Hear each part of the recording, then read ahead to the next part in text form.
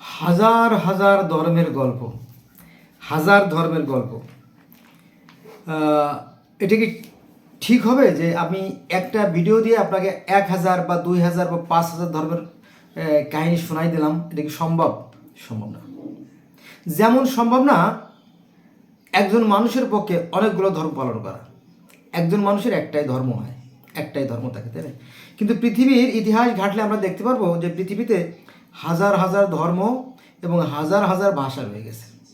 পৃথিবীতে ভাষার সংখ্যা 7111টা। এই যে পৃথিবী, এই পৃথিবীতে ভাষার সংখ্যা কত?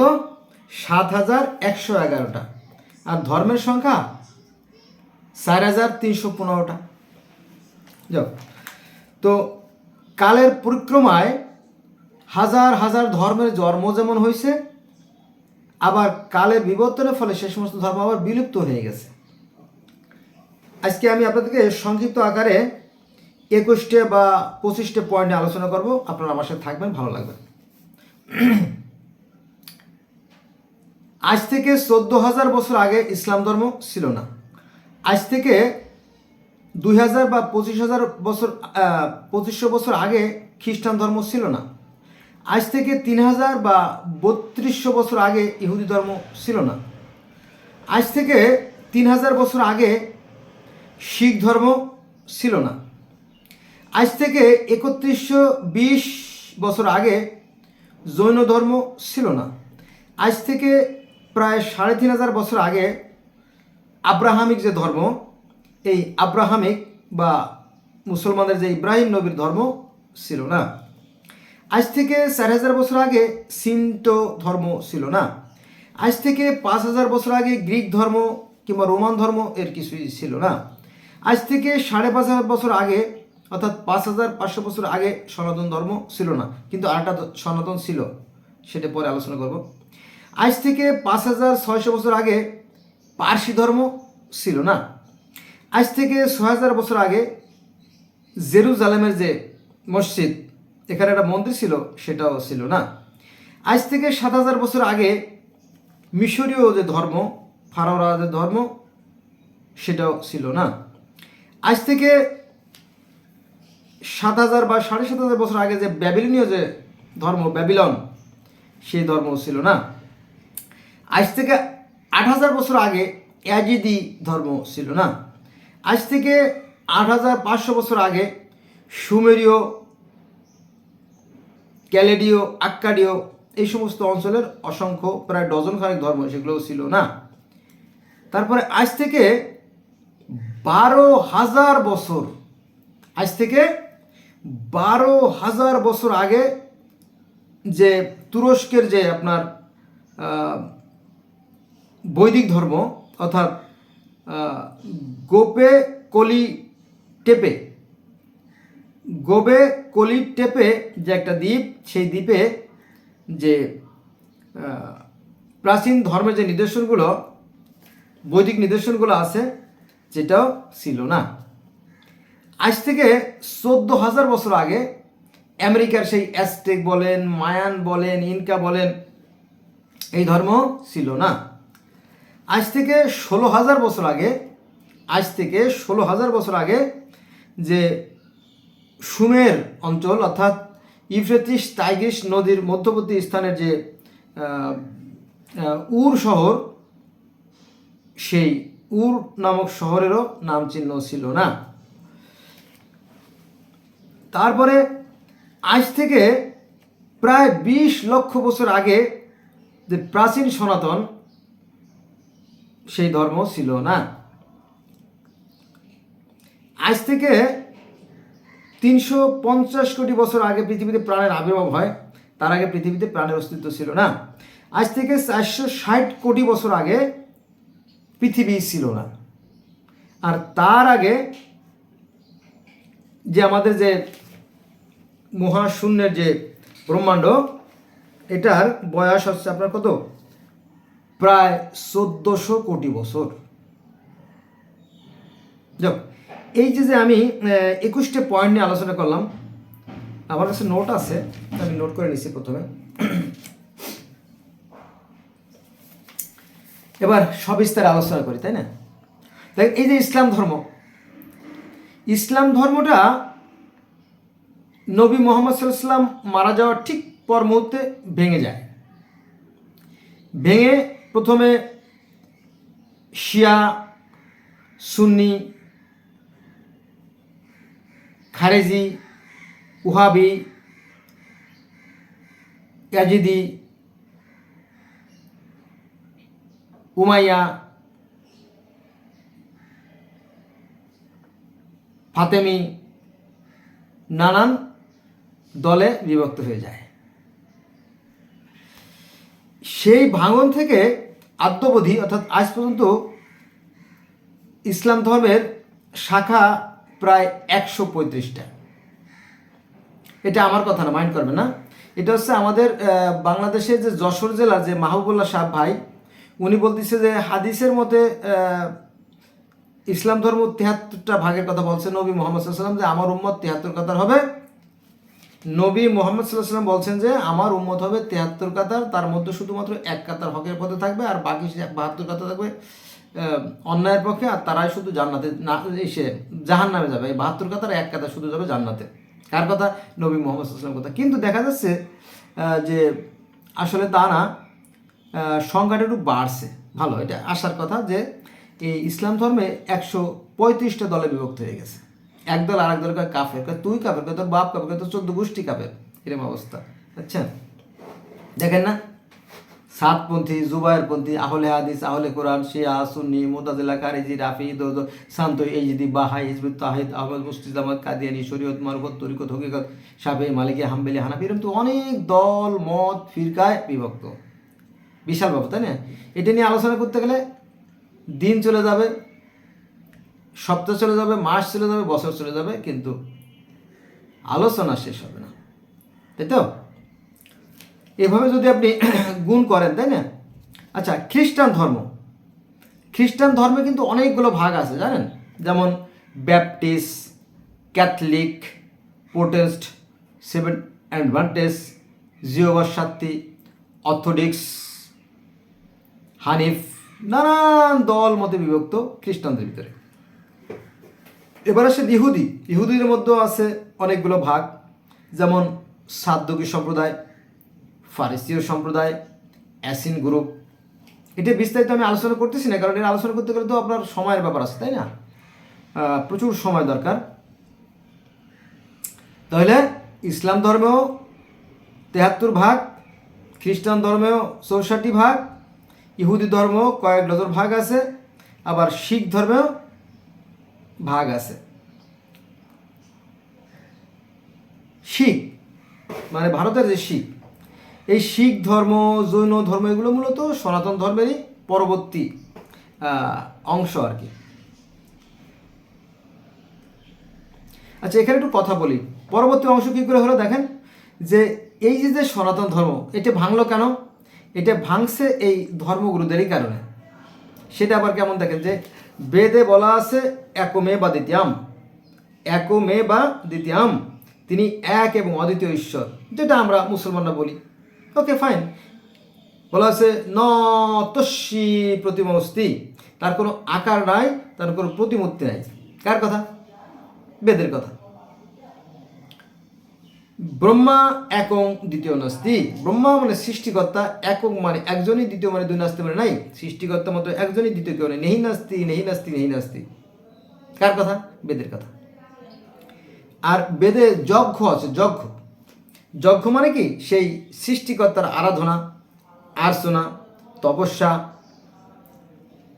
শাম, অর্থাৎ শাম মানে কি? তার সেই প্রশংসা, গুণগান।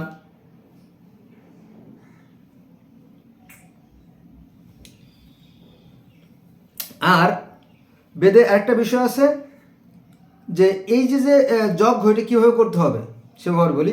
সেখানে বলা আছে এভাবে, দেখেন আমার হাত ধরে, হে পৃথিবীর অধিপতি, হে বিশ্বজাহানের পরিচালক, হে জগৎ স্বামী, হে জগতের পিতা, তুমি আমাকে জ্ঞান দান করো, তুমি আমাকে সুস্থতা দান করো, তুমি আমাকে পুত্র সন্তান দান করো, তুমি আমাকে গাভী দান করো। যে প্রার্থনা করেছিল এই ভারতবর্ষের যে দুই ব্যক্তি, একটা আছে রাম আর শ্রীকৃষ্ণ, এই রামের পিতা দশরথ, এই রামের এই পিতা দশরথ অগ্নিতে যজ্ঞ করতেছিল, ধূপ ধুনা দিয়ে অগ্নি প্রজ্বলিত করে অগ্নিকে সাক্ষী রেখে সেই মহান স্রষ্টার প্রতি প্রার্থনা করতেছিল, হে পৃথিবীর অধিপতি, আমি একমাত্র তোমাকেই ভক্তি করি, তোমার কাছে মাথা নত করি। হঠাৎ করে ঈশ্বরের আবির্ভাব ঘটল, হে পিচাস, তুই কি চাস? তো বলো, হে ভগবান, মানে রাজা রামের পিতা দশরথ উনি প্রার্থনা করতেছিল, তখন ঈশ্বরের আবির্ভাব ঘটল। ওই যে আগুন প্রজ্বলিত করেছিল, ওই আগুনের মধ্য থেকে একটা কথা বেরোলো, একটা জ্যোতি, আর একটা আগুনের মধ্যে থেকে আরেকটা আগুন, সে কথা বলা শুরু করলো যে তুই কি চাস পিচাস? তো বলো যে হে প্রভু, তুমি তো আমাকে সবই দিয়েছো, রাজ্য দিয়েছো, রাজপাট দিয়েছো, আমার 3টে স্ত্রী, আমার সম্মান, অর্থ সব আছে, তারপরেও মনের ভিতরে কোথায় জানি কি একটা শূন্যতা। মানে বুঝতে পারছি, যা নে কাউয়া, এই যে এই দেখেন, এই যে একটা পেয়ালা দিল, একটু খাই, বলে মাইন্ড করে না, গরম পানি। রাজা দশরথকে আল্লাহবা কী করলেন? পায়েস দিলেন। আচ্ছা, এটা রাখি না, পায়েসের পেয়ালা এমন হয় না, এটা পানির পাত্র, এই যে পায়েসের পাত্র। আল্লাপাক রামের পিতা দশরথকে বলো, নে এই নে পায়েস, নে ধর। তো দশরথ পায়েসের থুলাটা নেন, বলো হুজুর এটা কী করবো? আল্লাহকে বলো, ভগবান এটা কী করবো? তো বলো, তোর স্ত্রীকে খাওয়াইয়ে দিবি, যা এই পায়েসটা তোর স্ত্রীকে খাওয়াই দিস। তো সত্যি সত্যি উনি ওই পায়েসটা খাওয়াই দিল। এই খাওয়াই দেওয়ার পরে এই রাজা দশরথের কি হলো? 4টে পুত্র হলো। 1 নম্বরে রাম, 2 নম্বরে লক্ষণ, 3 নম্বরে ভরত, আর 4 নম্বরে শত্রুঘ্ন, তাই না? এগুলো আছে, মানে ডাকার মতো ডাকলে খোদা কেন শোনো না, খোদা তোমায় ডাকতে জানি না। এই সমস্ত ব্যক্তিরা কতটা আন্তরিক হয়ে সৃষ্টিকর্তার কাছে প্রার্থনা করতো যে সৃষ্টিকর্তা স্বয়ং তাদের সাথে কথা বলছেন। আরেকটা গল্প শোনেন। সনাতন ধর্মে একজন ব্যক্তি ছিল, মহান ব্যক্তি, তার মহাজন, 12 জন মহাজনের একজন। সেই সৃষ্টির প্রথম যে মনু, শতরূপা, তারপরে ব্রহ্মা, বিষ্ণু, এরপরে দশরথ ইত্যাদি ইত্যাদি, মানে 10 জন প্রধান ব্যক্তির মধ্যে একজন ছিল নারদ মুনি, একজন মহাজন ছিলেন। তো এই নারদ মুনি একবার একটা মন্দাকিনী নদীর তটে বসে, quite and peaceful place, there is no খরল মানে কি, মানে কোনো গ্যাদারিং, কোনো ঝঞ্ঝাট নাই, নীরব একটা নিস্তব্ধ পরিবেশে তিনি কী করতেছিলেন? সেই সৃষ্টিকর্তার আরাধনা করতেছিলেন। হে প্রভু, তুমি এই পৃথিবী অনর্থক সৃষ্টি করনি, তুমি কোথায়? এই যে চন্দ্র, সূর্য, গ্রহ, নক্ষত্র, দিন রাত, জোয়ার ভাটার, ঋতু পরিবর্তন, সকাল সন্ধ্যা যে পরিবর্তিত হচ্ছে, নিঃসন্দেহে এর পিছনে একটা শক্তি আছে, সেই শক্তির কাছে তারা আরাধনা করতেছিল। তো হঠাৎ করে সেখানে আবার ওই যে নারদ মুনির সামনে ঈশ্বরের আবির্ভাব ঘটল, হে পিচাস, তুই কি চাস? তো বলে, হে ভগবান, ভগবান গো, তুমি কোথায় থাকো গো ভগবান? তোমার জন্য আমি দিবানিশি, তাই না, কাঁদি। বলো যে আমি সর্বত্রই থাকি। ভালো করে খেয়াল করবেন, কিন্তু এভাবে কেউ বলবে কিনা আমি জানি না। তো বলো যে আমি সর্বত্র থাকি। বলো তাহলে দেখি না কেন? বলো আমাকে দেখা যাবে না, আমি যেহেতু মিশে আছি সব কিছুর সাথে, আমাকে দেখা যাবে না। তো বলো কি? এটা আপনারা পাবেন মাথামোটা যে ধর্ম, সেটা হচ্ছে ইসলাম ধর্মের কোরআন শরীফের সূরা হাদীদের 3 নম্বর আয়াতে। আমি মুসলমানদেরকে মাথামোটা বলি, কারণ এরা মনে করে যে নিজের ধর্মই শ্রেষ্ঠ, আসলে তা না। অন্য ধর্মের গালমন্দ করে আর কি। আমি মসজিদে গেছি, তো মসজিদে গেলেও গালমন্দ করে, আবার মাহফিলেও দেখছি গালমন্দ করে আর কি, আমি দেখছি, এই জন্য বললাম। কিন্তু দেখে না যে ভিতরে অন্তর্নিহিত কী বিষয়গুলো আছে। এ ব্যাপারে কিছু কথা বলি, তারপর আমরা নারদ মুনি এখানে আসবানি। আমি বেদে পড়ছি যে সেখানে বলা আছে কি, ব্রহ্মা একং দ্বিতীয় নাস্তি। ব্রহ্মা মানে সৃষ্টিকর্তা, একং মানে একজনই, দ্বিতীয় মানে নাস্তি মানে নাই, নেই নাস্তি, নেই নাস্তি, নেই নাস্তি, এগুলো আমি পাইছি, এই জন্য বললাম। দ্বিতীয়ত একমেবা দ্বিতীয়াম, একমেবা দ্বিতীয়াম, তিনি এক এবং অদ্বিতীয় ঈশ্বর।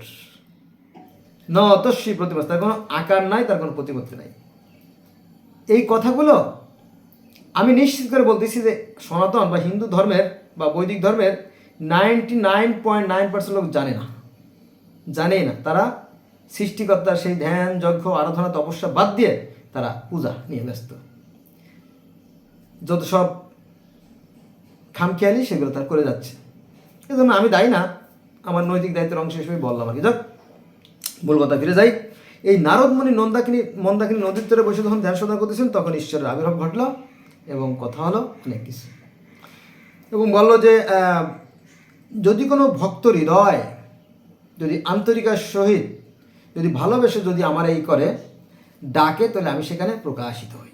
আমার দুটো রূপ, আমি ঈশ্বর, আমি আল্লাহ, আমি ভগবান, আমার দুটো রূপ। একটা আছে সাকার রূপ, একটা আছে নিরাকার রূপ। ওই যে আগে বললাম, এই যে সাকার নিরাকার এই দুটো শব্দ কিন্তু যেমন বেদেও আছে, আবার কোরআনেও আছে। কোরআনে যেহেতু আরবিতে লেখা, আরবি দুটো আমি বলে দিই। এটা আছে আল জাহের আল বাতেন। এই আল জাহের আল বাতেন দুটো আরবি শব্দ, যার বাংলা অর্থ আছে সাকার নিরাকার।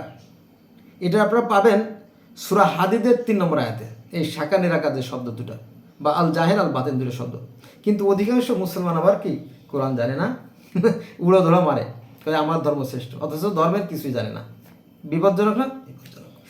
এ হলো বিষয়। যাক, তো সেখানে অর্থাৎ সেই সূরা হাদীদ, কোরআন শরীফের সূরা হাদীদের 3 নম্বর আয়াতে বলা হয়েছে যে তিনি আদি, অর্থাৎ সৃষ্টিকর্তা, তিনি আদি, তিনি অন্ত, তিনি যুগপৎ, তিনি সাকার, তিনি নিরাকার। আবার তাতেই সব লীন হয়ে যাবে। কেমন কথা, তাই না? এটা কার কথা? কোরআনের কথা। তাহলে সৃষ্টির আদিতে তিনি একাই ছিলেন, তারপরে তিনি চিন্তা করলেন আমি সৃষ্টি করব, তিনি সৃষ্টি করলেন তার অংশ থেকে, তার, আবার তাতে লীন হয়ে যাবে। সূরা হাদীদ আয়াত নম্বর 3। যাক, এবার আসেন আবার অন্য ধর্মে জানি, একটা আলোচনা করলে পরে শেষ হবে না। তো এই সনাতন ধর্মগুলো যখন বিকৃত হয়ে গেছে,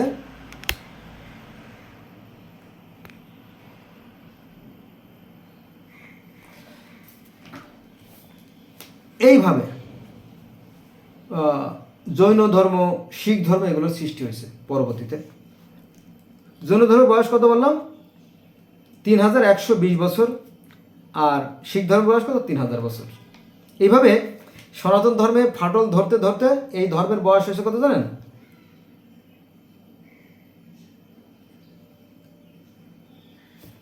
শাখা হয়েছে আপনার 44টার মতো, 44টা শাখা, 44টা। আচ্ছা, যাক, এরপর আছে শিল্ট ধর্ম, এরপর আছে গ্রিক ধর্ম। গ্রিক ধর্ম, রোমান ধর্ম সম্বন্ধে দুটো কথা বলি না, যদিও একটু ভিডিও লম্বা হবে। এই গ্রিক ধর্মের যিনি সৃষ্টিকর্তা, যিনি কাওয়াস,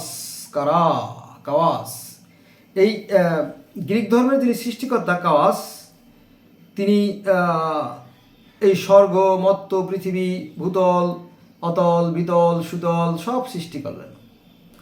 এবং জিউসকে দিলেন স্বর্গের দায়িত্ব। পরে জিউস আবার কি করলো? জিউস প্রমিথিউসকে বললো, প্রমিথিউস বলো জি ভগবান বলুন, বলো যে তুমি মাটি দিয়ে মানুষ তৈরি করো, প্রমিথিউসকে বলো।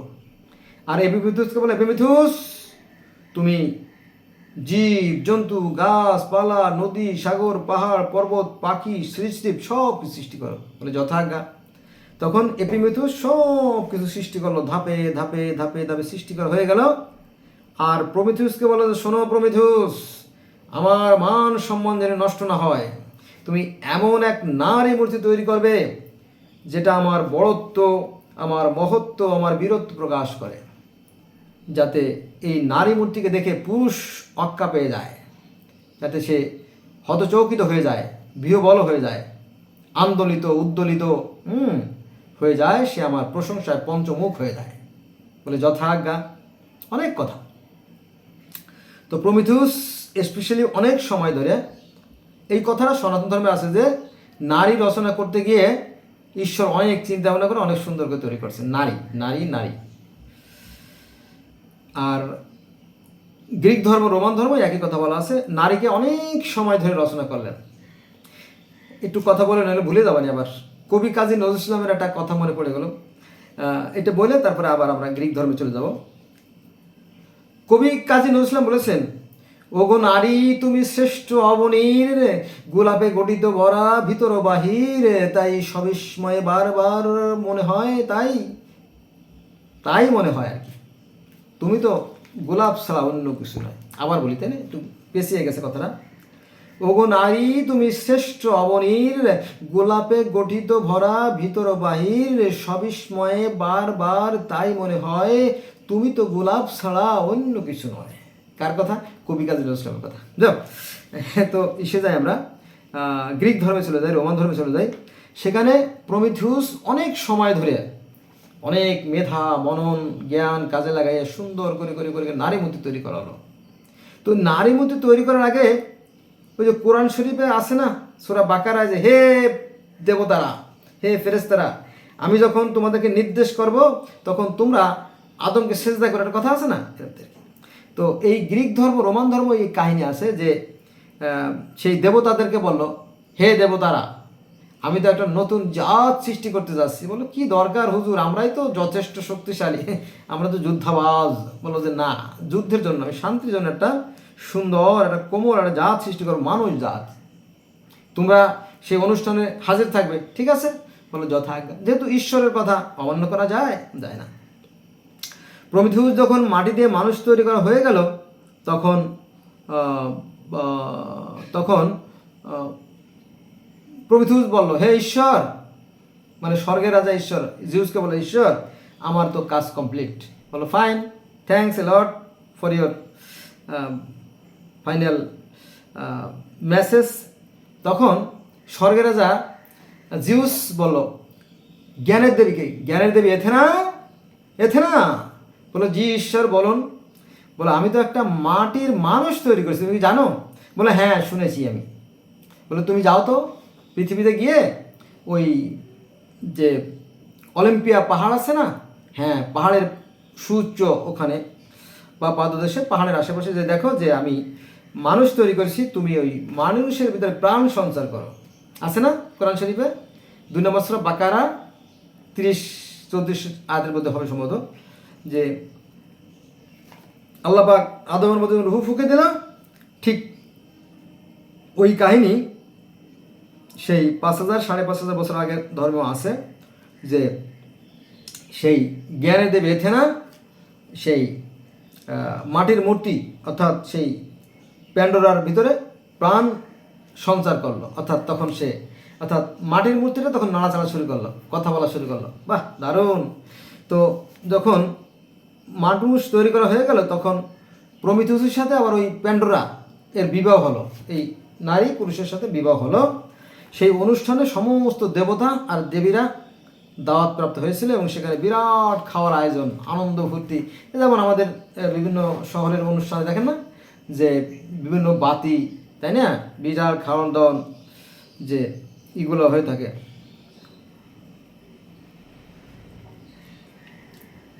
কমিউনিটি সেন্টারগুলোতে হচ্ছে বর্তমানে, ঠিক ওরকমই সবাইকে দাওয়াত করা হলো এবং সবাই খেতে আসলো। যাক, সবাই খাওয়া দাওয়া করলো, আনন্দ ফুর্তি করলো, গান হলো, নাচ হলো, যেমনটি বর্তমানে হয়ে থাকে এরকমটি হতো আগে। দেবতারা বেশিরভাগ সময় নাচা গানা আনন্দ ফুর্তি নিয়ে ব্যস্ত থাকতো। বিভিন্ন ধর্মের ইতিহাসে ছাই জানা যায়। তো এখানেও তার ব্যতিক্রম ঘটে নাই। এখানে সমস্ত দেবতারা খানাপিনা করে শেষে একটা উপহার দিতে হয় না, নবদম্পতি নতুন বিবাহ করছে তারা, তখন দেবতারা মিলে একটা বাক্স, আমি আরেকবার কিন্তু একটা বাক্সের কথা বলছিলাম, ওই যে পায়েসের টুকলা দিছিল ঈশ্বর রাজা রামের পিতা দশরথকে একটা বাক্স দিয়েছিল, মনে আছে? শরবতের বাক্স, যে এটা তোমার কন্যাদের খাই দাও। আর এখানেও সেই বাক্সের কথা চলে আসে, একটা বাক্স দিল যে তোমরা নবদম্পতি, তোমাদেরকে আমরা একটা গিফট দিলাম, তোমরা এইটা খুলবা না, জীবনেও খুলবা না, ওকে? খুললে পারে কিন্তু তোমরা বিপদে পড়ে যাবা। ওই যে আদম হাওয়াকে যখন জান্নাতে রাখা হলো, তখন বলছিল তোমরা সব জায়গায় ঘুরবা, খাবা দাবা, আনন্দ ফুর্তি করো, কিন্তু ওই জান্নাতের গাছের কাছে যাবা না, আছে না? ইহুদি খ্রিস্টান ধর্মে আছে, সেটা ছিল আসলে একটা জ্ঞানদয় বৃক্ষ, তাই তো? এরকম তো এক একটা ধর্মে আছে, এই কাহিনী আছে। যাক, এরকম কি বলো যে এই যে বাক্সটা দিলাম, এই বাক্সটা খুলবা না। আচ্ছা ঠিক আছে, খুলবো না। এই বাক্সের মধ্যে কি ছিল জানেন? বলি, এই বাক্সের মধ্যে ছিল রোগ, শোক, বেদনা, যন্ত্রণা, কাতরতা, হতাশা, মলিনতা, দুঃখ, বেদনা ইত্যাদি ইত্যাদি, যত ধরনের খারাপ দিক ছিল সেটাকে ধরে দেবতারা তো জানে, একেবারে বাক্সের মধ্যে আটকে দেয়, যা আটকে দিছে যে এইটা তোমরা কখনো খুলবো না। তখন ওরা সুখেই ছিল, সুখ আর সুখ, খুব সুখেই ছিল, তাদের পরিবার সন্তান মিলে আনন্দ করতেছিল। হঠাৎ তাদের মধ্যে কি যে হলো বুঝলাম না, তারা হঠাৎ করে কৌতূহল বসে ওই বাক্স ঢাকাটা খুলে ফেললো। এইভাবে ঢাকনাটা খুলে ফেললো।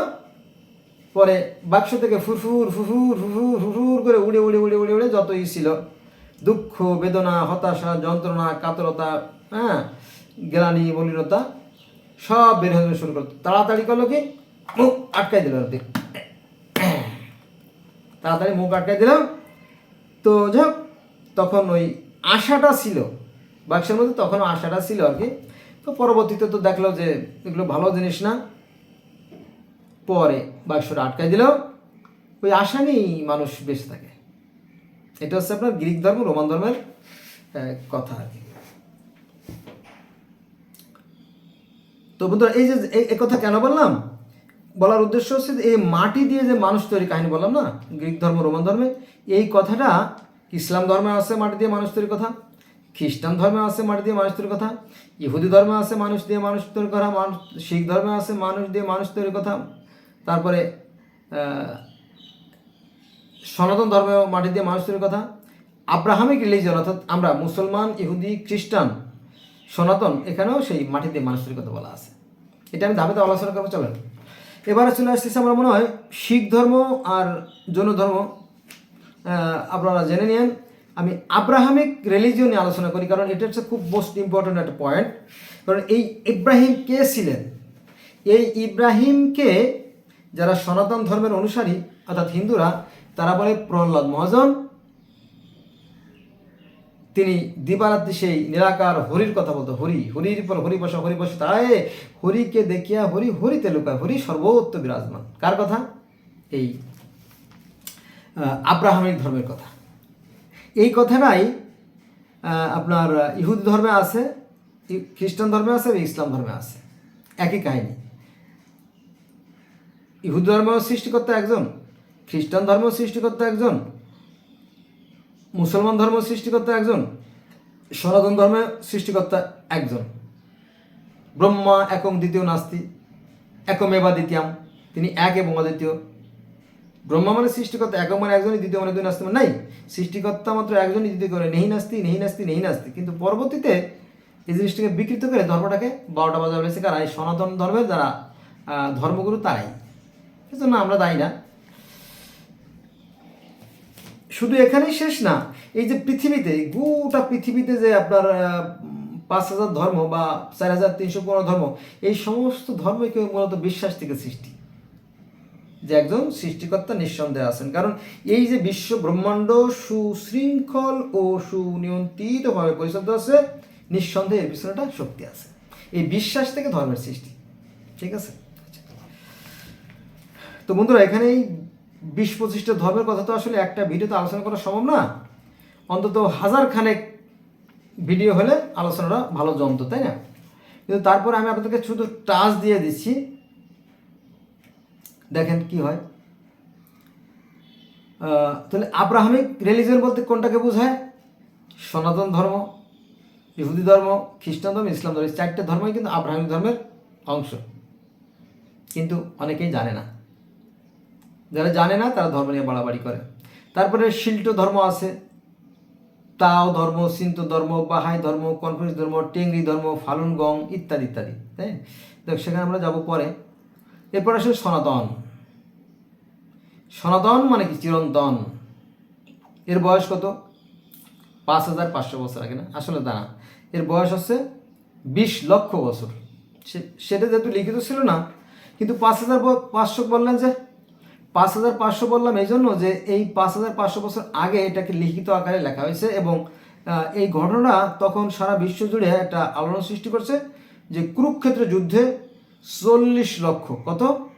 40 লক্ষ লোক নিহত হয়েছিল। ওরে সর্বনাশ, তাই না? এই ব্যাপারে কৃষ্ণকে মানুষের নানান রকম আখ্যা দেয়। যেমন কেউ কেউ বলে যে যদি কৃষ্ণ চাইতো তাহলে এই যুদ্ধটা হতো না, আর যদি কৃষ্ণ নিজে নীরবতা পালন করতো তাহলে এই 40 লক্ষ লোক মানুষ প্রাণে বেঁচে যেত। যেহেতু কৃষ্ণ যুদ্ধ শুরু করে দিল, ফলে এই 40 লক্ষ লোক নিহত হলে জন্য কৃষ্ণ দায়ী। এজন্য তাকে বলা কি? ঘাতক বা খুনি। কৃষ্ণকে কিন্তু ঘাতক বলা হয়, জানেন তো? এই যে লোক হত্যা করেছিল 40 লক্ষ লোক, এই জন্য ঘাতক বলা হয়। আবার ওই যে মামির সাথে একটা ছিল, ভালোবাসা ছিল, ফলে তাকে বলা হয় লম্পট। কাকে? এই কৃষ্ণকে।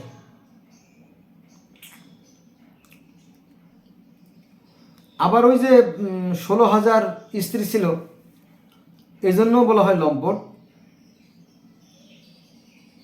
আর একটা ভালো কাজ করছিল কৃষ্ণ, সেটা হচ্ছে যে রাজা কংস প্রায় 100 খানেক রাজাকে ধরে নিয়ে তার ঢেরায় বন্দি করে রাখছিল, তাদেরকে হত্যা করবে, এরকম একটা সিদ্ধান্ত ছিল।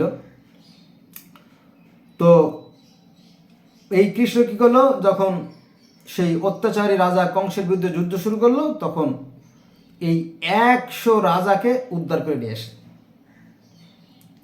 এটা ভালো কাজ না? 100 রাজা, তাও কি নিরীহ সৎ ভালো রাজাদেরকে উদ্ধার করে, তো এই হিসেবে সে ভগবান। এই জন্য এই কৃষ্ণ, অর্থাৎ সনাতন ধর্মের যে কৃষ্ণ, এই কৃষ্ণকে কেউ বলে ভগবান। ওই যে যে সমস্ত রাজাকে উদ্ধার করছিল, এবং 16,000 নারীদেরকে নরাশংসের ঢেরা থেকে উদ্ধার করছিল বলে তাদেরকে বলা হয় কি? ভগবান।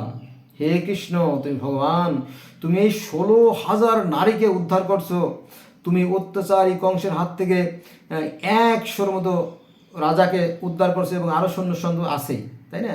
লাখ লাখ লোককে সে উদ্ধার করছে। কে? এই শ্রীকৃষ্ণ। ফলে এই শ্রীকৃষ্ণকে এক শ্রেণীর মানুষেরা বলে ভগবান, আর ওই যে এক শ্রেণীর লোক বলে লম্পট, যারা বোঝে না। আসলে ওই যে 16,000 নারী, এখানে না বলে আপনারা তো ভুল বুঝবেন। এই যে 16,000 নারী, এদেরকে তো কৃষ্ণ বিয়ে করে নাই। ঘটনা এরকম বলি যে যুদ্ধের আগে আপনার এই 16,000 নারীদেরকে বন্দি করে নরাশংসের ঢেরার মধ্যে বন্দি করে রাখা হয়েছিল।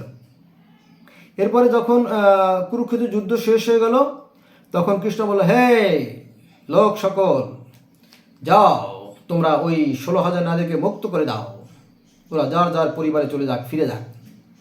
তো ঢেরা পেটে তখন তো ছিল না, মোবাইল ছিল না, ল্যাপটপ, কম্পিউটার, এগুলো ছিল না, টেলিফোন, টেলিগ্রাফ এগুলো ছিল না।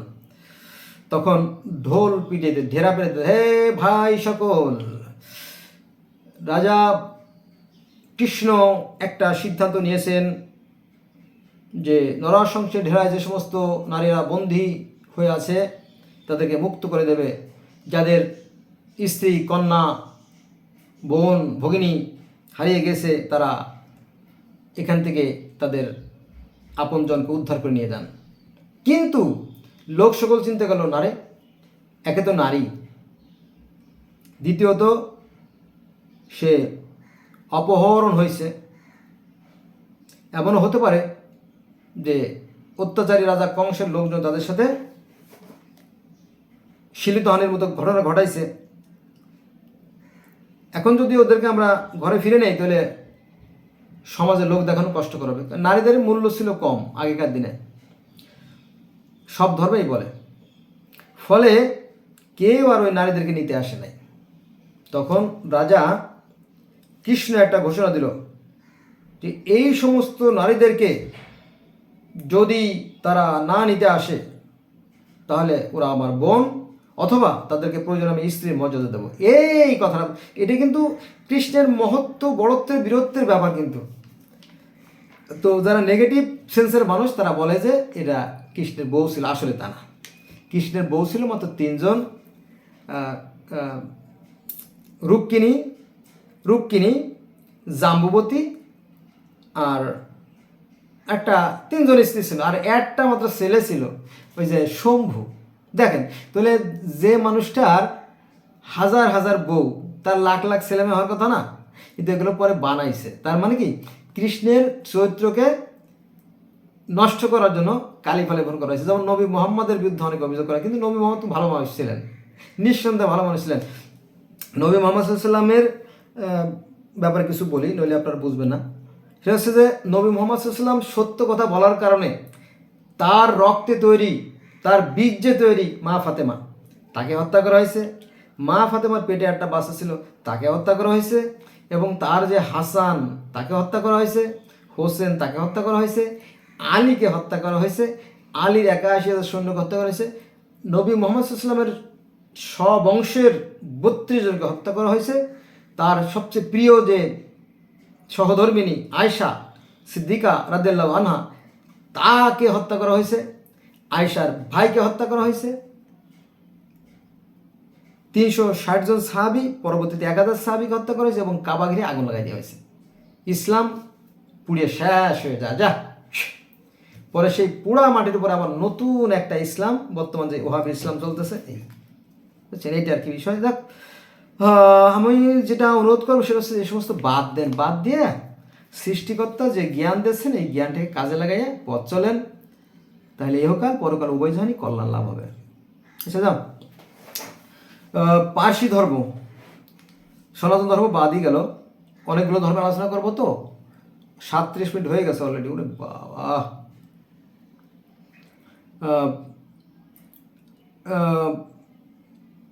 পার্সি ধর্মের কথা তো বললামই, তাই না? ওই যে পার্সি ধর্মের কথা বললাম না, ওই যে আপনার ইসের প্যান্ডোরার বাক্স, তারপরে স্বর্গের রাজা, ও না সরি পার্সি না, পার্সি ধর্মটা বন্ধুরা, পার্সি ধর্ম হচ্ছে আপনার এই বর্তমান যে ইরান, এই যে বর্তমান যে ইরানে যে যুদ্ধ বিগ্রহ চলতেছে, এই যে মানে আমেরিকার ট্রাম্প বাহিনী তাদের আক্রমণ করবে সপ্তাহখানেক আগে, এরকম একটা প্রস্তুতি নিচ্ছিল, আপাতত ক্ষান্ত আছে, এরপরে আবার আক্রমণ করবে কিনা জানি না আর কি। যাক, তো এই পার্সি, বর্তমানে ইরান, এর পূর্ব নাম ছিল পার্সি, আর সেখানে একজন রাজা ছিলেন জরাথ্রুস্ট, ধর্মপ্রবর্তক ছিলেন তিনি। এই জরাথ্রুস্টের পিতা ছিলেন খুবই সৎ মানুষ, জরাথ্রুস্ট খুব ভালো মানুষ ছিলেন। তিনি একবার মন্দাকিনী নদীর তটে বসে ধ্যান সাধনা করতেছিলেন। এরমতি আরেকটা নদী ওই অঞ্চলের, ওই নদীতে বসে ধ্যান সাধনা করতেছিলেন। দেখেন, আল্লাহ কিন্তু এই সমস্ত জায়গায়, পাহাড়, পর্বত, গুহা, নদী, এই সমস্ত জায়গায় আল্লাহ ঘোরাফেরা করেন এবং পৃথিবী ঘুরে ঘুরে দেখেন। দিনের সৃষ্টিকর্তা তিনি কখনো বনে, জঙ্গলে, পাহাড়ে, গুহায়, পর্বতে, সাগরে, বিভিন্ন জায়গায় ঘুরে ঘুরে তার পৃথিবী, তার সৃষ্ট পৃথিবীটা ঘুরে ঘুরে দেখে। কে? সৃষ্টিকর্তা আল্লাহ। তো এরকমটি পার্সি ধর্মের যে প্রতিষ্ঠাতা জরাথ্রুস্ট, উনি একটা নদীর মোহনায় বসে ধ্যান সাধনা করতেছিলেন। হঠাৎ করে ঈশ্বরের এক দূত আর্দা বিরাজ আসলো, আসার পরে বলো যে, হে জরাথ্রুস্ট, পৃথিবীর মানুষ তো অধার্মিক হয়ে গেছে, তুমি তাদের জন্য একটা ধর্ম প্রচার করো। তাহলে কীভাবে? বলে, এই জন্য তোমার একটা কোর্স করতে হবে, ট্রেনিং করতে হবে, জন্য আমাকে আহুরা মাজদা অর্থাৎ আল্লাহ আমাকে পাঠিয়েছেন। বলে যথা আজ্ঞা। তখন এই জরাথ্রুস্টকে মদ খাওয়াইয়া, অজ্ঞান করিয়া, খাটের পর শোয়াইয়া সা সা সা সা ভো ভো ভো ভো করে উঠতে উঠতে উঠতে উঠতে উঠতে উঠতে উঠতে উঠতে উঠতে উঠতে একদম স্বর্গরাজ্যে চলে গেলেন। কে? এই আর্দাভেরাস জরাথুস্ট্রকে নিয়ে যাওয়ার পরে সেই আহুরা মাজদা অর্থাৎ আল্লাহর কাছে নিয়ে উপস্থিত। আল্লাহ বলে, কাকে নিয়ে এসছো? তো বললো যে আপনি বললেন না ওই মানুষকে। আচ্ছা আচ্ছা আচ্ছা, ঠিক আছে, ভালো কথা। আল্লাহ পাক পরে কথা বললো, কেমন আছো জরাথুস্ট? এরা জরাথুস্ট, হ্যাঁ জরাথুস্ট, কেমন আছো জরাথুস্ট? হে ঈশ্বর, ভালো আছি। পৃথিবীর মানুষগুলো কেমন আছে? বললে মানুষগুলো তো ভালো নাই, তারা তো যার যার বাকবিতরণে ব্যস্ত। আচ্ছা ঠিক আছে, তুমিই করো, মুখে বলে তো লাভ নাই, মুখে বললে হবে না, তুমি ঘুরে ঘুরে দেখো আমার এই স্বর্গরাজ্য, তুমি দেখো, ঘুরে ঘুরে ঘুরে ঘুরে ঘুরে গিয়ে আমার স্বর্গরাজ্য দেখো। কে বললো? স্বয়ং আহুরা মাজদা আল্লাহ বললো। কাকে বললো? এই পার্সি ধর্মের প্রতিষ্ঠাতা জরাথুস্ট্রকে বললো। তখন বললো যথা আজ্ঞা, ঠিক আছে। তখন ওই যে আর্দাভেরাস ফেরেশতাদেরকে বললো যে হে ফেরেশতারা, মানে আহুরা মাজদা অর্থাৎ আল্লাহ ফেরেশতাকে বললো, হে ফেরেশতারা, বললো জি ঈশ্বর বলুন। বললো এই জরাথুস্ট্রকে স্বর্গ নরক ঘুরে ঘুরে ঘুরে ঘুরে ভালো করে দেখাও। বললো যথাজ্ঞা। তখন উনি অর্থাৎ জরাথুস্ট স্বর্গ ঘুরে ঘুরে দেখলো, স্বর্গের সুখ শান্তি আরাম আয়েশ, সেই যে হুর গেলেমান, হুর হুর স্বর্গের সেই না হুর, অপসরা আর কি, অপসরা আর অ্যাঞ্জেল অপসরা বলে, অ্যাঞ্জেল বলে, হুর বলে, হ্যাঁ এক এক ধর্মে এক রকম বলে আর কি। তো সেই অপসদের ঘুরে ঘুরে দেখলো, হায় হায়, সে তো হতবাক হয়ে গেছে, এ কি সর্বনাশ, এ কি সৃষ্টি করছে, আল্লাহু আকবার। দেখলো, দেখার পরে তিনি নরকে গেলেন, নরকের দুঃখ কষ্ট, হ্যাঁ, এবং জিজ্ঞেস করলেন যে এই মানুষটার মাথা চিরা হচ্ছে কেন, এই মানুষটাকে সাপে দংশন করছে কেন, এই মানুষটাকে গরম পানি পুষ খাওয়ানো হচ্ছে কেন, নানান প্রশ্ন করা হলো। আর ফেরেশতারা আস্তে আস্তে উপদেশ সৃষ্টি করলো, তাই না, এরকম আর কি। তো এই স্বর্গরাজ্যে তিনি কতদিন ছিলেন? লং 10 ইয়ার্স, দীর্ঘ 10 বছর এই স্বর্গরাজ্যে, অর্থাৎ সেই পার্সি ধর্মের প্রতিষ্ঠাতা জরাথুস্ট 10 বছর পরে তারপরে বলো, হে ঈশ্বর, হে আহুরা মাজদা, আমার তো স্বর্গ আর নরক এই দুটো জায়গা আমার দেখা হয়ে গেছে। তো বলো ঠিক আছে, এখন পৃথিবীতে যাও, গিয়ে যা যা দেখলে এটা মানুষকে জানাও, যে যদি ভালো কাজ করে তাদের জন্য আছে চিরসুখের স্থান জান্নাত, আর মন্দ কাজ করলে তাদের জন্য নরক। দেখলে তো? বলো দেখলাম। তারপরে উনি চলে গেল। উনি পৃথিবীতে নামার পরে যখন ধর্ম প্রচার শুরু করেছিলেন, তখন রাজার বিপরীতে চলে যায়। হ্যাঁ, কে সে নীতিবান, মানুষের মতো বিভ্রান্তি সৃষ্টি করছে, ওকে ধরে জেলে ঢুকাই ফেলা। অর্থাৎ সেই পার্সি ধর্মের যে প্রতিষ্ঠাতা জরাসুর, তাকে জেলে ঢুকাই দিল। হ্যাঁ, শেষ। তো ইতিমধ্যে আল্লাহর শান্ত বোঝা দেয়, ইতিমধ্যে রাজার ঘোড়াটা গেছে মারা। ওই যে শাসানিয়া বংশধরে যে রাজা, নামটা মনে নাই আমার, তো ঘোড়া মারা গেছে, রাজার মন খারাপ। তো এই খবর শুনতে শুনতে শুনতে শুনতে কানে কানে চলে গেছে জেলের ভিতরে সেই জরাথুস্টের কানে। তো জরাথুস্ট বলো যে আমি রাজার মরা ঘোড়াকে জীবিত করে দিতে পারি। বলে বলো কি, মরা ঘোড়াকে কি জীবিত করা সম্ভব? এ কি আশ্চর্য ঘটনা। বলে হ্যাঁ, আমি পারবো। তখন এই খবর তো আর দেরি হয় না, সাথে সাথে রাজার কাছে চলে গেছে। রাজা, আমাদের জেলে যাকে বন্দি করে রাখছেন জরাথুস্ট, সে নাকি আপনার এই মৃত ঘোড়াকে জীবিত করে দিতে পারে। বলো কি, তাই নাকি?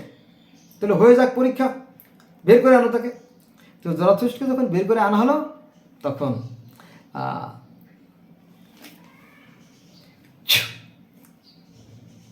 মরা ঘোড়া লাগতে উঠছে। তখন রাজা তো চমকে গেছে, আরে সর্বনাশ, এটা কিভাবে সম্ভব?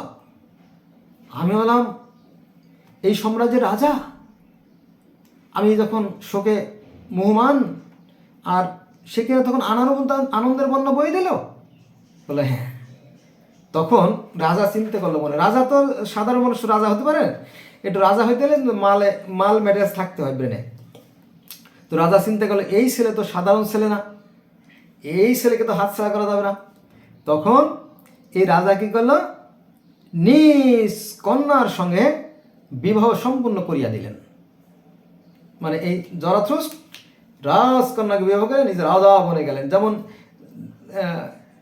নবী দাউদ সেই জালুতের কন্যাকে বিবাহ করে রাজা হয়ে গেলেন।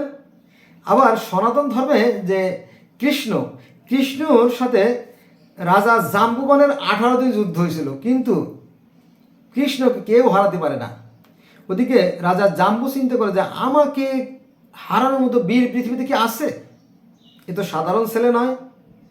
তখন তার সম্বন্ধে তথ্য নিয়ে জানা গেল এ তো সেই ঈশ্বরের এক দূত, অর্থাৎ সনাতন ধর্মের কৃষ্ণ, সে হলো ঈশ্বরের এক দূত। তখন বলো বাবা গো, এই পৃথিবীতে এমন কোনো বীর নাই, এই গোটা পৃথিবীতে এমন কোনো বীর পুরুষ নাই যে আমাকে দমায়, কিন্তু তোমার কাছে আমি বারবার হেরে যাচ্ছি কেন? তো আমি বুঝলাম তুমি সেই সাধারণ ছেলে নও, কারণ সে তো ঈশ্বরের সাক্ষাৎ দূত শ্রীকৃষ্ণ। তখন বলো বাবা, আমি তোমার সাথে যুদ্ধ করতে চাই না, তুমি যার লাগে দুটো হীরার লাগে একটা যুদ্ধ হয়েছিল। লম্বা কাহিনী বলতে গেলে তো বহু সময় দরকার, শুধু আমি টাচ দিয়ে গেলাম। তো বলো বাবা, আমি তোমার কাছে মা পোষায় দুঃখ হচ্ছে, আমি তোর সাথে যুদ্ধ করতে চাই না। আর যখন রাজা জাম্বুবান বুঝতে পারলো যে এটা সাধারণ ছেলে নয়, কৃষ্ণ ঈশ্বরের এক স্বর্গীয় দূত, তখন ওনার যে কন্যা ছিল জাম্বুবতী, তাকে বললো যে বাবা তোমার জন্য এটা উপহার, বিবাহ করাই দিল আর কি। এলোকেন কৃষ্ণের যে 3টে স্ত্রী ছিল, তার একজন হচ্ছে এই এই এই রাজা জাম্বুবানের কন্যা জাম্বুবতী আর কি। কথা প্রসঙ্গে চলে আসলো আর কি। চলে আমরা অন্য অনেক ধর্ম আছে আলোচনা করা দরকার, তো ওদিকে আমার কাজে ফিরে যেতে হবে। আচ্ছা, এবার আমরা আলোচনা করব জেবুসাইড ধর্ম। জেবুসাইড, হ্যাঁ রে, জেবুসাইড আবার ধর্ম আর হ্যাঁ, এই যে বর্তমান যে ফিলিস্তিন ইসরায়েল যেটা দেখছেন না, এই বর্তমান যে ফিলিস্তিন ইসরায়েল, হ্যাঁ, এখানে খ্রিস্টান, ইহুদি আর মুসলমানরা মিলে মারামারি করতেছে। কিন্তু এর আগে 6000 বছর আগে এখানে একটা জাতি ছিল জেবুসাইড জাতি, জেবুস। আর এরা ওই যে অস্তগামী সূর্যের পূজা করতো, যাকে বলতো সালেম পূজা করতো। সেই থেকে এই জায়গাটার নাম হয়েছে জেরুজালেম। সালেম মানে কিন্তু ঈশ্বর, সেই অস্তগামী সূর্য আছে সালেম, সেই নাম থেকে এই জায়গার নাম হয়েছে জেরুজালেম। বা এখানে একটা মন্দির ছিল, আজ থেকে 6000 বছর আগে একটা মন্দির ছিল, জেরুজালেমের মন্দির। সেই মন্দিরটা কালের পরিক্রমা আস্তে আস্তে কখনো সাইরাস দ্য গ্রেট, কখনো বা নেবুকাদনেজার, কখনো বা আলেকজান্ডার দ্য গ্রেট, হ্যাঁ, এভাবে বিভিন্ন জনের হাতে রদ বদল হয়ে হয়ে পরে ইহুদিদের হাতে, তারপরে খ্রিস্টানদের হাতে, তারপরে এই দ্বিতীয় খলিফা ওমরের সময় একদল সৈন্যবাহিনী আরব থেকে আসার পরে এই জায়গাটা সাবলা তৈরি করে। এই পরে তারা দাবি করে এই মসজিদ আমাদের। আসলে এটা মুসলমানদেরও না, কারো না, ইহুদেরও না, খ্রিস্টানদের। এটা হচ্ছে সেই যে জেবুস জাতি বা জেবুসাইড জাতির সেই সালেম, অর্থাৎ অস্তগামী সূর্য, সেই দেবতার মন্দির। বোঝা গেছে? তার মানে আরো হাজার হাজার লাখ লাখ বছর আগেও ধর্ম ছিল। এটা কালের পরিক্রমায় হাত বদল হয়েছে, নাম বদল হয়েছে। এই যেমন আমাদের এই বাংলাদেশ, এই যে বাংলাদেশ না, এই বাংলাদেশ এর আগে ছিল কি পাকিস্তান, পাকিস্তান আগে ছিল ব্রিটিশ আগে ছিল ভারতবর্ষের অংশ, তাই না? এইরকম আর কি, সবাই পরিবর্তন হয়েছে, নাম পরিবর্তন হয়েছে। এই এখন রাষ্ট্র চালাচ্ছে কারা? জামাত বিএনপি অথবা সেই এনসিপি। এর আগে ছিল কিনা বিএনপি, আওয়ামী লীগ। আওয়ামী লীগ ছিল কি বিএনপির আগে কি ছিল আওয়ামী লীগ। এইভাবে মানে তার আগে এই বাংলাদেশে কারা রাজত্ব করতো জানেন? বুদ্ধরা। এই বাংলায় বুদ্ধরা রাজত্ব করতো। তারপরে ওই যে এটা ইখতিয়ারউদ্দিন মোহাম্মদ ব্যক্তির প্রতি যখন 1205 সালে যখন এই বাংলাদেশ আক্রমণ করে, তাই না, তখন রাজা লক্ষণ সেন ছিল কি রাজা, জানেন তো, তাই না? এটা ইতিহাসের কথা, এটা আপনি আমি কারো সাধ্য নাই ডিলিট করার। এইভাবে দিন গেছে, পরিবর্তন হয়েছে, নামও পরিবর্তন হয়েছে। যেমন এখন আছে ঢাকা, এর আগে ছিল কি জাহাঙ্গীরনগর, তাই না? অনেক কথা। তো এই যে বর্তমান যে ফিলিস্তিন ইসরায়েলের যে জেরুজালেম, এটা আসলে মূলত সেই জেবুসাইড জাতির সেই যে অস্তগামী সূর্যকে বলা হতো সালেম, সেই সালেম থেকে এই জায়গার নাম হয়েছে জেরুজালেম। আমার একটা ভিডিও আছে, দেখবেন যে জেরুজালেমের 6000 বছরের আগের ইতিহাস, এরকম তো একটা ধর্ম আছে আর কি। বন্ধুরা, এবার আসেন মিশরীয় ধর্ম। মিশরের ফারাও রাজাদের কোনো ধর্ম ছিল না, এটা আসলে মিথ্যে কথা। এটা আমি আমার আলেম ভাইরে আমি দোষ দেবো না, কারণ তাদেরকে হয়তো এর আগে শেখানো হয় নাই। আবার মাদ্রাসার ছাত্র যারা, তাদেরকে বলা হয় যে ফেরাউনরা নিজেকে ঈশ্বর দাবি করতে, আসলে মিথ্যে কথা। ফেরাউনরা বলতো আমরা হচ্ছি কি রায়ের পুত্র, আমরা হচ্ছি ঈশ্বরের পুত্র, এরকম তো বিশ্বাস ছিল, ঠিক আছে। ঈশ্বরের পুত্র দাবি করতো আর কি। ঈশ্বরের থেকে তারা বাণী প্রাপ্ত হন, ঈশ্বর থেকে এই মিশরীয় ফারাও রাজারা বাণী প্রাপ্ত হন, এরকম দাবি তাদের ছিল। তো মিশরীয়রা সেই একজন আল্লাহকে বিশ্বাস করত, মানে যিনি সর্বশক্তিমান, আর এই ফারাও রাজা আছে রায়ের পুত্র। এবং তারা প্রার্থনা করত, গরু জবাই দিত, হ্যাঁ, সব ইসলাম ধর্মের মতোই ছিল। এবং তারা প্রার্থনা করত 5 বার। আর সেই তাদের মসজিদের নাম ছিল কি জানেন? জিগরাত। মিশরীয় ফেরাউন যারা, ফারাও রাজা যারা ছিল, তাদেরও ধর্ম ছিল, তারা এক আল্লাহ বিশ্বাস করত, অর্থাৎ সেই রায়কে বিশ্বাস করত, এবং তারা সেই জিগরাতে গিয়ে সেই প্রার্থনা করত। এবং সেখানে জান্নাত, জাহান্নাম, পুলসিরাত আছে। যেমন ইসলাম ধর্মের যে জান্নাতের যে ফেরেশতা, তিনি হচ্ছে রেদওয়ান। হিন্দু ধর্মের জান্নাতের ফেরেশতা হচ্ছে ইন্দ্র। আর এই মিশরীয় ধর্মে জান্নাতের ফেরেশতা হবে কি? ওসাইরিস। পরকালের যে দেবতা, তিনি হবেন ওসাইরিস। ওসাইরিস আছে পরকালের দেবতা, স্বর্গের রাজা আর কি, সব আছে। পানির দেবতা, বৃষ্টির দেবতা, সব আছে।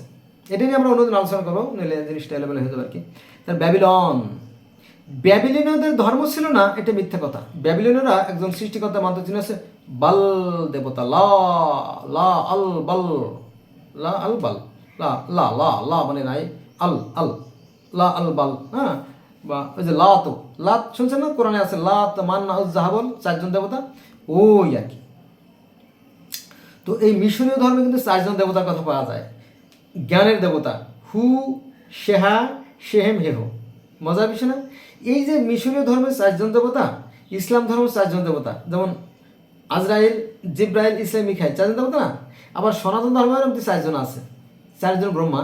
তার মধ্যে একজনকে পাই না আর কি। এসে আছে ব্রহ্মা, বিষ্ণু, শিব।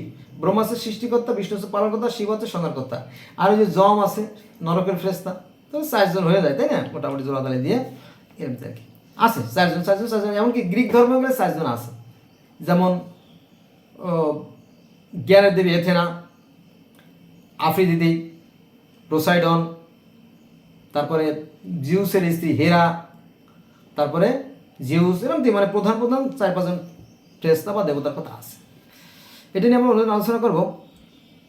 এবার আসেন ইয়াজিদি ধর্ম, ইয়াজিদি বা ইয়াজাদা ধর্ম, এটার কথা বলতেই হবে। কারণ কি জানেন?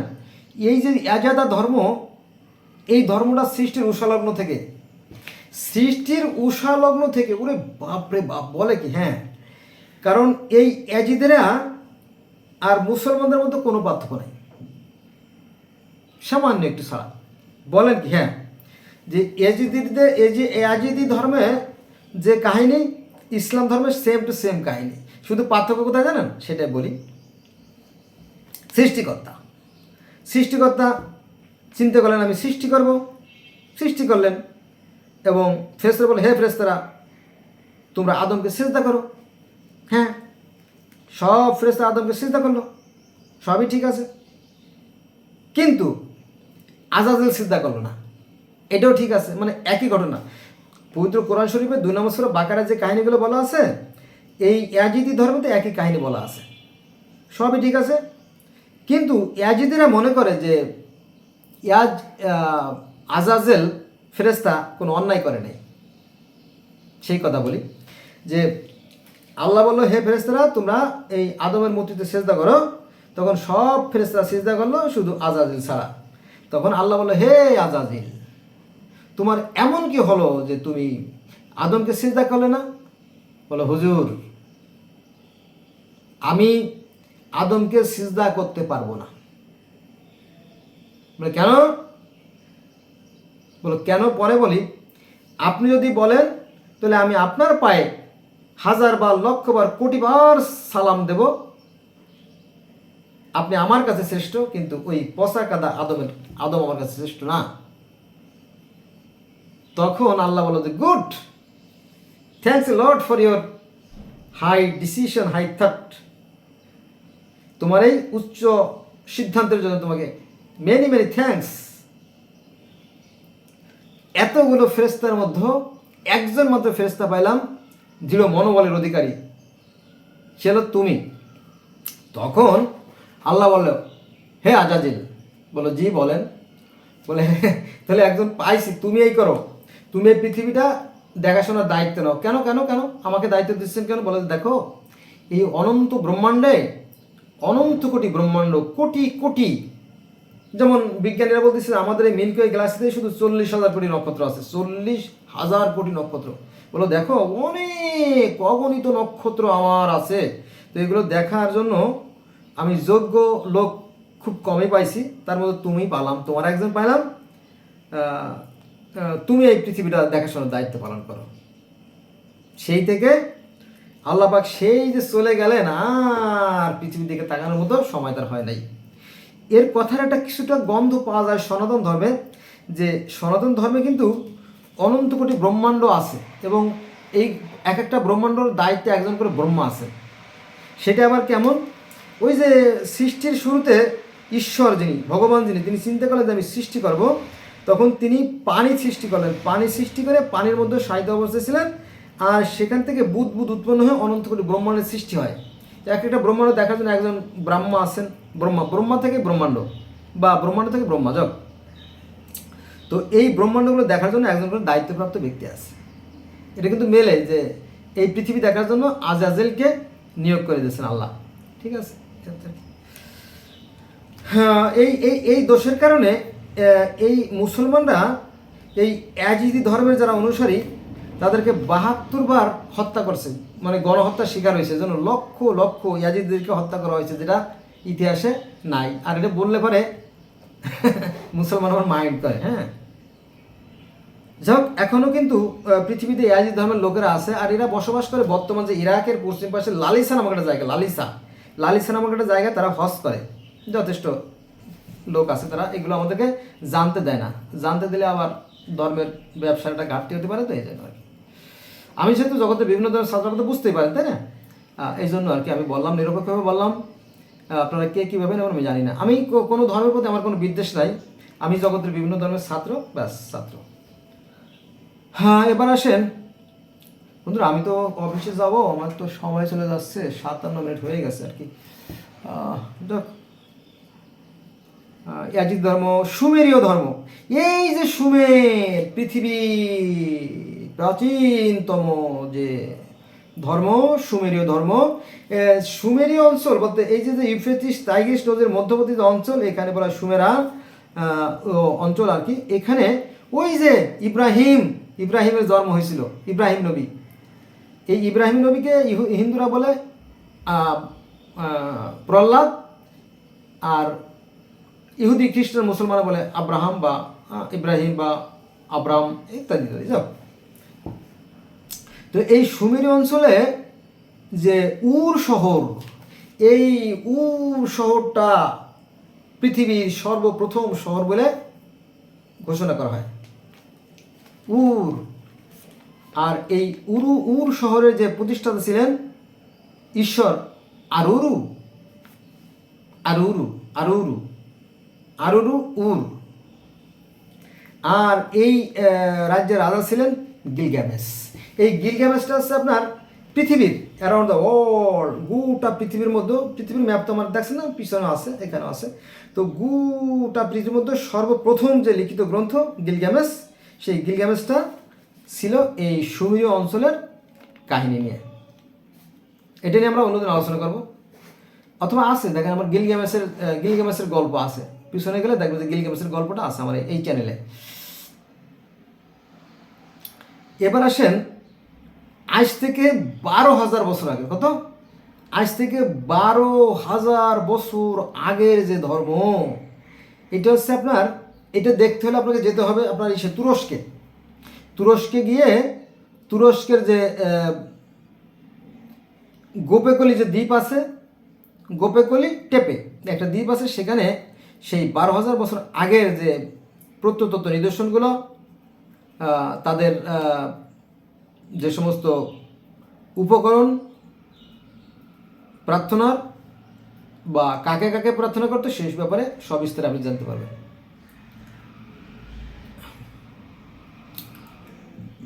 এই তুরস্কের আবার পুরাতন নাম আছে আনাতোলিয়া, তাই না? আনাতোলিয়া, আরও আরও অনেক নাম সময়ের সাথে সাথে অনেক পরিবর্তন হয়ে গেছে আর কি, সব এইগুলো আর কি। তো 12,000 বছর আগের বলুন, আমি ভিডিওটা শেষ করে দেবো আর কি, আমি তো কাজে যাব, সময় পাই না, বুঝছেন, আর ক্লান্ত থাকি তো। আচ্ছা, এবার আমরা চলে যাবো 14,000 বছর আগে। ওরে বাপরে, 14,000 বছর আগে আবার ধর্ম ছিল নাকি পৃথিবীতে? হ্যাঁ ছিল। এই যেমন অ্যাজটেক ধর্ম, মায়ান ধর্ম, ইনকা ধর্ম, এরকম তো আরও বহু বহু ধর্ম ছিল। তো এই মায়ানরা ছিল আবার মিশরীয়দের মতো বিশাল সভ্য জাতি। তারা ক্যালেন্ডার, লিখন পদ্ধতি অনেক কিছু আবিষ্কার করেছিল। এটা হচ্ছে আপনার আমেরিকার কাহিনী বললাম, আমি সংক্ষিপ্ত করে দেবো আর কি। এবার আসেন 16,000 বছর আগে, 16,000 বছর আগে অথবা তারও বেশি আগে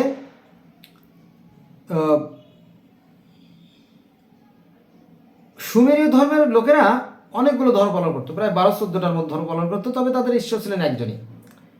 তো তারা সেই শামস, আমরা যেমন কোরআনে বলি যে আল্লাহ পাকের আল্লাহকে বলা হয় কি শামস, শামস। তো তারা সেই শামস বা সামাট বলে সৃষ্টিকর্তাকে ডাকতো, আর তারা সেই সামাট মন্দিরে সেই ঈশ্বরের প্রার্থনা করত, প্রার্থনালয় ছিল। এবার আসেন আদি সনাতনে। আদি সনাতন বলতে সৃষ্টিকর্তা যখন প্রথম মানুষ সৃষ্টি করলেন, মানুষ সৃষ্টি করার পরে তাদেরকে কিছু উপদেশ দিয়ে দিলেন, তোমরা এইভাবে এইভাবে এইভাবে এইভাবে চলবে। তো এই কথাগুলো বংশ পরস্পরায় কালের পরিক্রমায় ধাপে ধাপে ধাপে ধাপে মুখে মুখে মুখে মুখে মুখে মুখে ছড়িয়ে আসছিল। আর এটার দৈর্ঘ্য হচ্ছে 20 লাখ বছর প্রায়, অর্থাৎ 20 লক্ষ বছর আগে পৃথিবীতে সনাতন ধর্ম আসছে। তবে যারা প্রত্নতত্ত্ববিদ, যারা বিজ্ঞানী, যারা মাটি খনন করেন বা অতি আশ্চর্য জিনিসগুলো আবিষ্কার করেন, তারা বলতেছে না, সনাতন ধর্ম বাড়িয়ে বলে নাই, 20 লক্ষ বছর না, পৃথিবীতে মানুষের আবির্ভাব প্রায় 25 থেকে 30 লক্ষ বছর, এমনকি তারও বেশি হতে পারে। বিশাল ব্যাপার, তাই না? সম্প্রতিকালে মালয়েশিয়ার যে দ্বীপপুঞ্জ আছে, মালয়েশিয়া, এই যে আমাদের মালয়েশিয়া পৃথিবীর সর্ববৃহৎ যে মুসলিম কান্ট্রির একটা আর কি।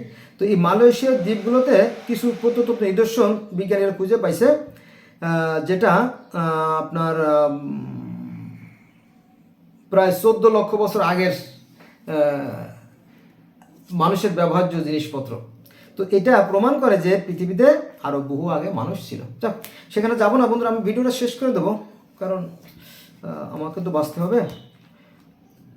হ্যাঁ, বিজ্ঞানীরা বলতেছে যে 350 কোটি বছর আগে পৃথিবীতে জীবের আবির্ভাব, এমনকি তারও বেশি।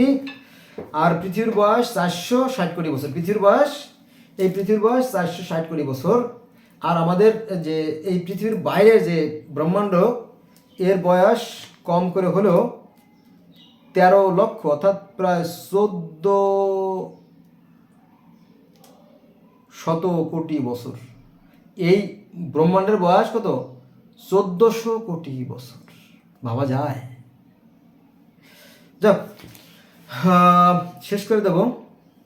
তার আগে বলবো যে যা কিছু আছে এগুলো কখনোই বিলীন হবে না, ক্ষয় হবে না, ধ্বংস হবে না, শুধু হবে পরিবর্তন।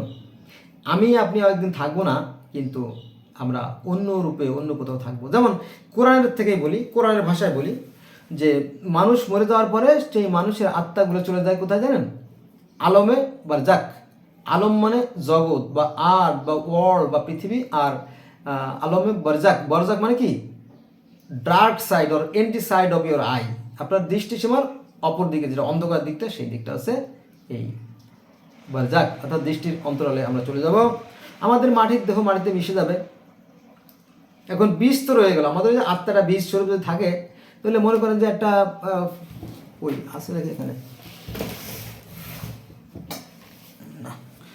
যে কোনো একটা ফলের বীজ আপনি রোপণ করলেন, তো অনুরূপ ফল তো হয়, তাই না?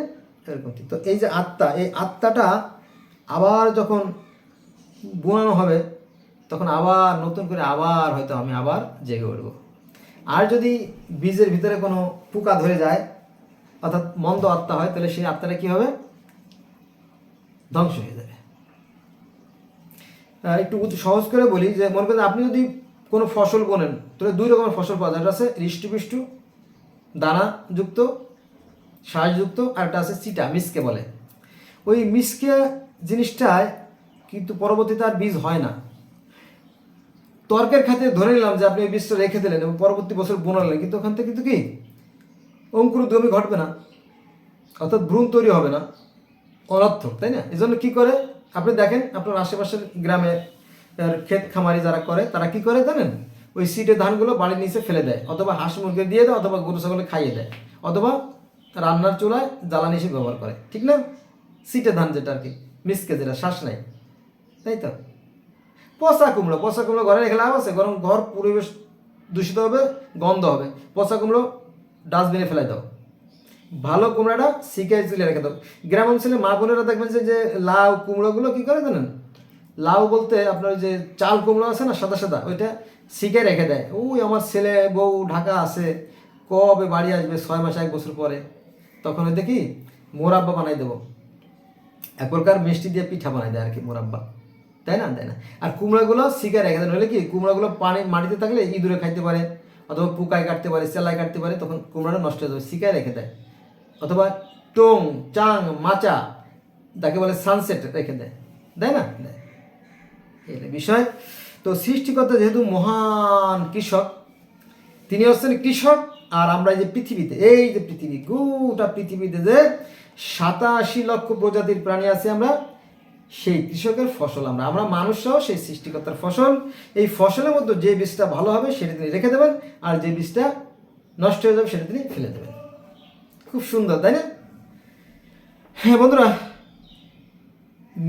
Many thanks for you who are waiting for long time with me. যারা এত সময় দীর্ঘ সময় আমার সাথে ছিলেন তাদেরকে অনেক অনেক ধন্যবাদ। তাদের জন্য আমি দোয়া করি, আশীর্বাদ করি। এটা প্র্যাকটিক্যাল, মনে করে না যে আমি পূজা করতেছি, তা না। আমি এই সমস্ত বন্ধুদেরকে দোয়া করবো যারা এত সময় ধরে 1 ঘন্টা প্লাস আমার সাথে ছিলেন। তাহলে আজকে অনেক, তাই না? 1 নম্বরে 1400 বছর আগে সনাতন ধর্ম, আজ থেকে 1400 বছর আগে ইসলাম ধর্ম ছিল না, আজ থেকে 2000 বছর আগে খ্রিস্টান ধর্ম ছিল না, আজ থেকে 3000 বছর আগে হিন্দু ধর্ম ছিল না, আজ থেকে 3000 বছর আগে শিখ ধর্ম ছিল না, আজ থেকে 3120 বছর আগে জৈন ধর্ম ছিল না, আজ থেকে 3500 বছর আগে আব্রাহামিক ধর্ম ছিল না, আজ থেকে 4000 বছর আগে শিল্ট ধর্ম ছিল না, আজ থেকে 5000 বছর আগে গ্রিক রোমান ধর্ম ছিল না, আজ থেকে 5500 বছর আগে সনাতন ধর্ম ছিল না, আজ থেকে 5600 বছর আগে পার্সি ধর্ম ছিল না, আজ থেকে 6000 বছর আগে জেবুসাইড ধর্ম ছিল না, আজ থেকে 7000 বছর আগে মিশরীয় ধর্ম ছিল না, আজ থেকে 7500 বছর আগে ব্যাবিলনীয় ধর্ম ছিল না, আজ থেকে 8000 বছর আগে এজিদি ধর্ম ছিল না, আজ থেকে 8500 বছর আগে সুমেরীয় ধর্ম ছিল না, আজ থেকে 12000 বছর আগে বৈদিক ধর্ম ছিল না, আজ থেকে 14000 বছর আগে মায়ান ধর্ম ছিল না, আজ থেকে 16000 বছর আগে সুমেরীয় ধর্ম ছিল না, আজ থেকে 20 লক্ষ বছর আগে সনাতন ধর্ম ছিল না, আজ থেকে 350 কোটি বছর আগে কোনো প্রাণী পৃথিবীতে ছিল না, আজ থেকে 460 কোটি বছর পৃথিবী ছিল না, কিন্তু বিশ্ব ব্রহ্মাণ্ড ছিল 1400 কোটি বছর আগে। আর তারও আগে ঈশ্বর নিশ্চয়ই ছিলেন, বা সৃষ্টিকর্তা আল্লাহ নিশ্চয়ই ছিলেন। তিনি থাকবেন, আমরা থাকবো না, তবে আমাদের কর্মফল থাকবে। এখন আপনি কোন পথে যাবেন এটা আপনার একান্ত অভিপ্রায়। No more today, thanks a lot for watching my video.